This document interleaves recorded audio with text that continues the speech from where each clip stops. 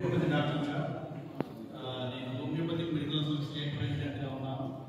Corona కష్టకాలంలో ఒక సిటిజన్గా నేను ఏం చేయగలను అని ఆలోచించినప్పుడు హోమియోపతిక్ మెడిసిన్ కాస్త కరోనాకి ప్రివెంటివ్గా అంటే మన రెసిస్టెన్స్ పవర్స్ పెంచి పనిచేస్తూ ఉందని ప్రూవ్ జరిగినప్పుడు నేను నా మైండ్ వేసుకొని తెలంగాణ రాష్ట్రంలో 33 జిల్లాలు 182 రోజులు 18,600 కిలోమీటర్ల బైక్ 2,800 చోట్ల మెడికల్ క్యాంప్ పెట్టి 6 లక్షల మందికి నా చేతుకుంటా ఉచితంగా మందులు పంపిణీ చేశాను. 75 సార్లు నాకు హెల్ప్ చేశారు పాలసీ కాదు.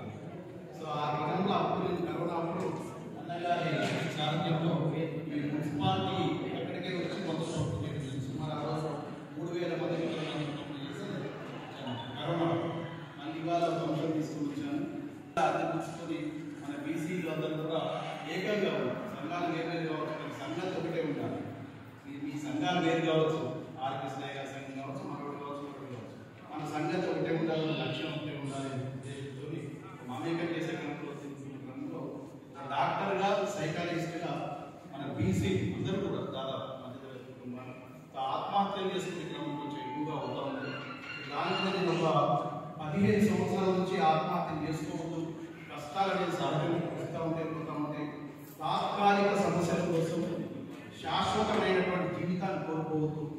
మానవ సంబంధాల మధ్య అగాధాలు ఏర్పడుతున్నటువంటి ఈ రోజుల్లో మందులు ఇచ్చే డాక్టర్లు ఎక్కువైపోయి మందలించేవాడు కరువైన పరిస్థితుల్లో ఆత్మహత్య చేసుకోవద్దని ఒక సింగిల్ ఎజెండాతో 2 తెలుగు రాష్ట్రాలు 15 సంవత్సరాలు. సో ఇప్పటి వరకు సాధించింది ఏంటంటే 28 మంది ఆత్మహత్య చేసుకుని కూడా కాపాడగలుగుతాం. Thank